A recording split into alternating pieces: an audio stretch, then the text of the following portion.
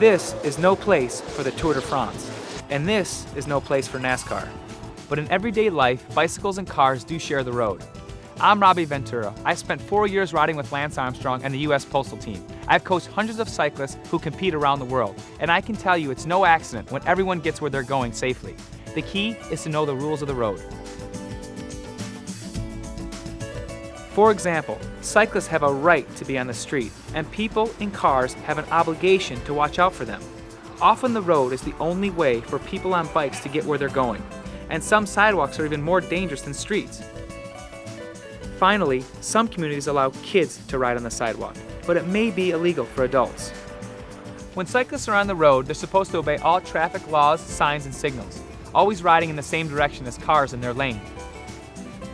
Some cyclists feel safer riding against traffic where they can see oncoming cars, but that's actually more dangerous because cars have less time to slow down and go around them. People on bikes should also ride predictably and signal so drivers know what they're planning to do. Cyclists turning right may do this, or this.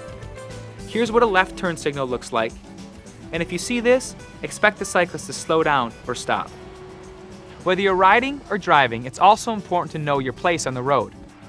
Bicycles should stay as far to the right as practical, but they may have to ride farther out into the lane if there's broken glass, rocks, and other debris by the curb or on the shoulder.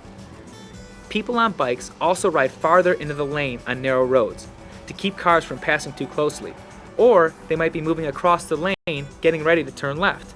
Like drivers, cyclists are supposed to use designated lanes if they're planning to turn. Whether you're in a car or on a bike, you should also use extra caution in key situations or danger zones. Take passing, for example. When going around a cyclist, a driver should allow at least 3 feet between the vehicle and the bike. More is better, especially for a cyclist going up a hill or on a high-speed road where fast-moving vehicles can generate strong air currents. On a narrow road, you might have to move into the next lane to pass safely, and that can mean waiting a few seconds for oncoming traffic to clear. Be patient. Turning can also put you in a danger zone. Say you're in a car planning to make a right turn, but there's a cyclist to your right or riding behind you. People are often tempted to speed up, get ahead of the bike, and make that turn, but doing so could cause a crash. If there's any chance you're going to block the path of a bike on the road or a parallel bike path, wait for the cyclist to pass before turning. How much time do you lose by slowing down and playing it safe? As you can see, it's only a matter of seconds.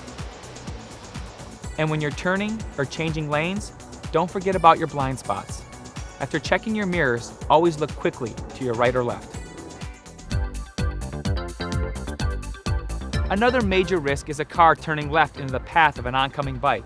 In these situations, drivers may misjudge the speed and distance of cyclists or fail to see them. Bikes are smaller than cars, so they're harder to see and may appear further away. But some could be moving pretty fast, 20 or even 30 miles an hour. And if the cyclist is going straight, he has the right of way.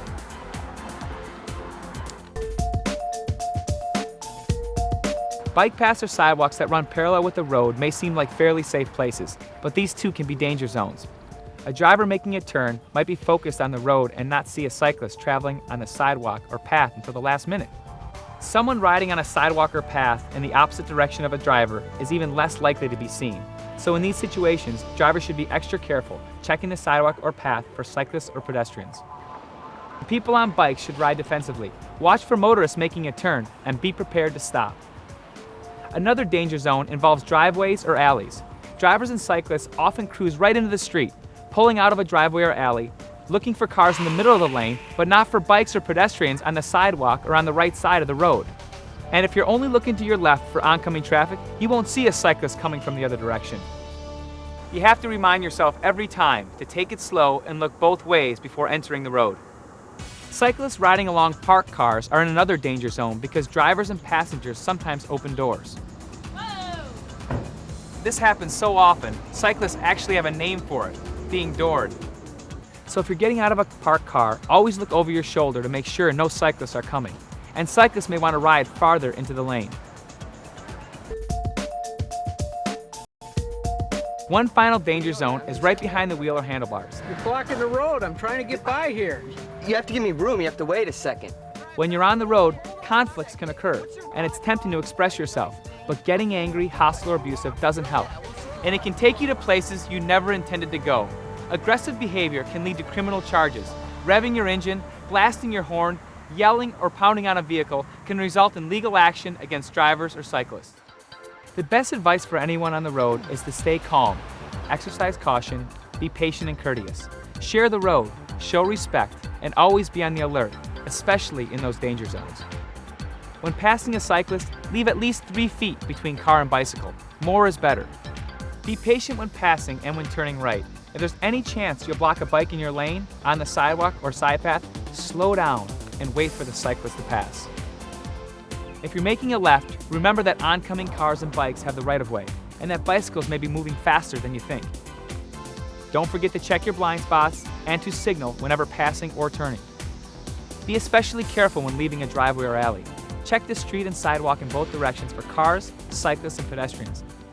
And look for bikes before getting out of a car that's parked in the street.